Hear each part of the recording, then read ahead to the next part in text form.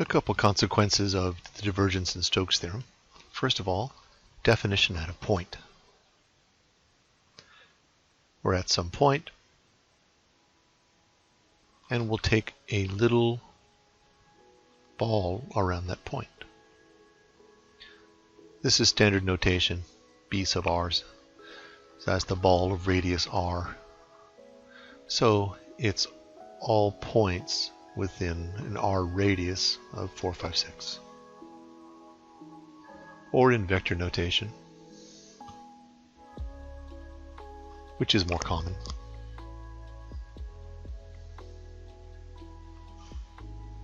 Apply the divergence theorem.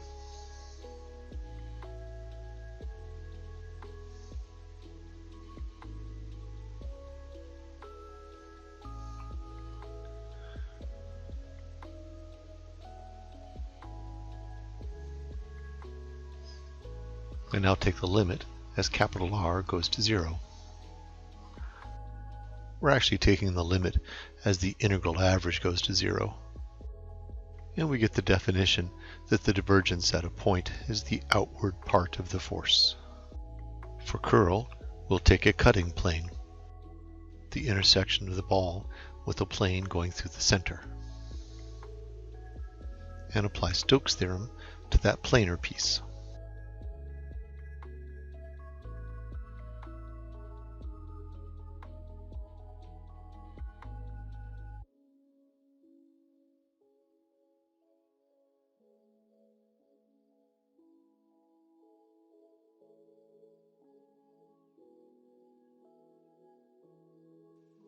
Take the limit as r goes to 0 in the sense of integral averages. And we get that the curl at a point is the rotational part. Of course, this is a vector. When you say rotational part, what do you mean?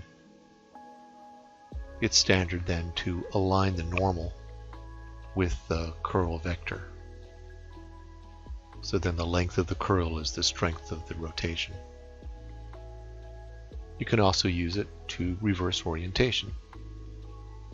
So the same figure, looking at the boundary curve, Stokes' theorem,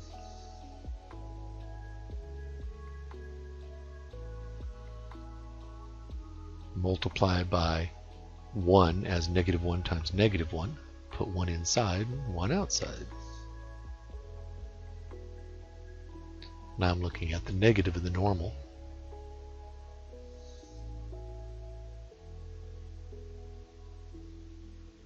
And apply Stokes' theorem to that normal.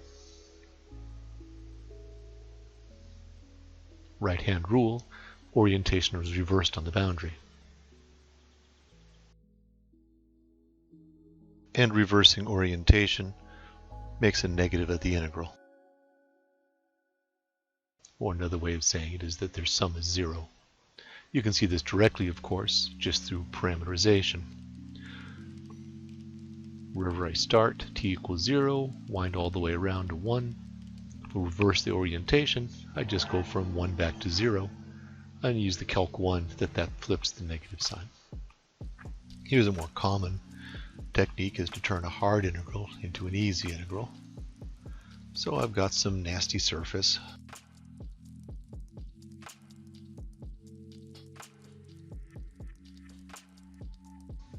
Standard positive orientation on it, and I want to find the curl over that surface.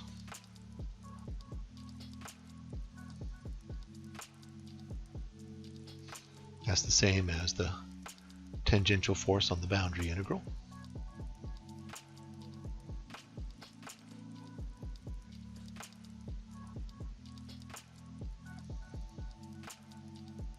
Pick an easy surface that has that same boundary, and calculate the curl on that one instead.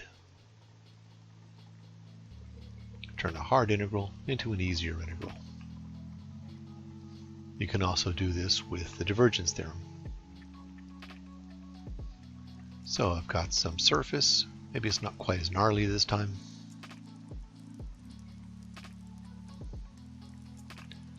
But now I don't want to calculate the curl, I just want to calculate the outward flow.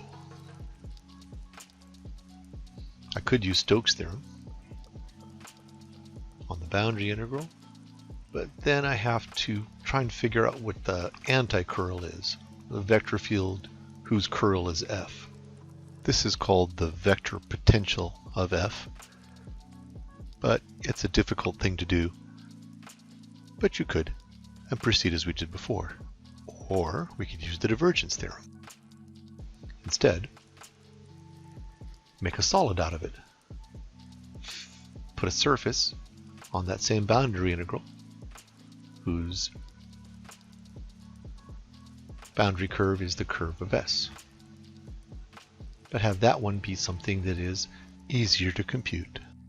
Notice that the boundary curve of B is the opposite orientation of S. Divergence theorem over the solid. Something to note about the vector potential, by the way. Vector potential only exists if the divergence of f is 0, so that this is equivalent to finding the vector potential.